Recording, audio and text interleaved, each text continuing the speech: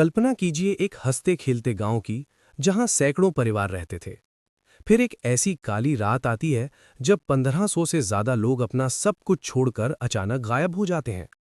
ना कोई शोर, ना कोई गवाह और ना ही कोई सुराग। जाते जाते वो लोग इस जगह को एक ऐसा श्राप दे गए कि आज 200 साल बाद भी यहां कोई परिंदा भी पर नहीं मारता। आज हम बात कर रहे हैं राजस्थान के जैसलमेर के उस हॉन्टेड गांव की, जिसे दुनिया कुलधरा के नाम से जानती है। आखिर क्या हुआ था उस रात? 13वीं शताब्दी में बसा कुलधरा कभी पालीवाल ब्राह्मणों का एक बेहद अमीर और खुशहाल गांव हुआ करता था। यहाँ के लोग खेती और व्यापार में माहिर थे और उनकी वास्तुकला इतनी कमाल की थी कि तपती गर्मी में भी उनके घर ठंडे रहते थे। लेकिन फिर इस खुशहाली को किसी की नज़र लग गई, और वो नज़र थी जैसलमेर के क्रूर दीवान सालम सिंह की। सालम सिंह अपनी अय्याशी और भारी लगान के लिए कुख्यात था। उसकी गंदी नज़र गांव के मुखिया की खूबसूरत बेटी पर पड़ गई।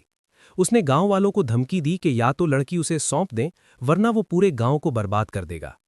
पालीवाल ब्राह्मणों के लिए ये उनकी इज्जत और स्वाभिमान का सवाल था। उनके पास सोचने के लिए सिर्फ एक रात का वक्त था। वो रात कुलधरा के इतिहास की सबसे रहस्यमयी रात थी। गांव के मुखिया ने आसपास के 84 गांवों की पंचायत बुलाई। सबने मिलकर फैसला किया कि वो अपनी बेटी और अपनी इज्जत सालम सिंह को कभी नहीं देंगे। अगली सुबह जब सूरज उगा तो सालम सिंह के सिपाही गांव पहुंचे, लेकिन वहां सन्नाटे के सिवा कुछ नहीं था। 84 गांवों के हजारों लोग रातों रात अपनी जमीन, अपने घर और अपनी यादें छोड़कर कहीं गायब हो गए। वो कहाँ गए, कैसे गए, ये आज भी एक बहुत बड़ा सवाल है।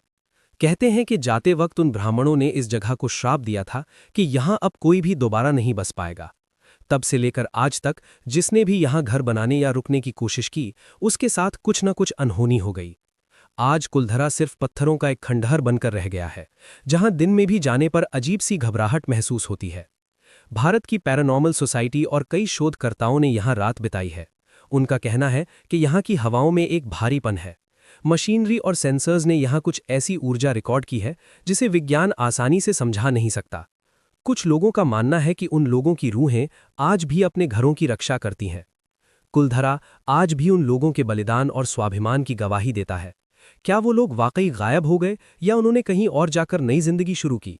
इसका कोई पुख्ता सबूत नहीं है, लेकिन एक बात सच है, सालम सिंह का किला आज भी खंडहर है और कुलधरा का श्राप आज भी कायम है। आपको क्या लगता है? क्या वो श्राप सच था या इसके पीछे कोई और कहानी है? कमेंट्स में अपनी राय जरूर दें।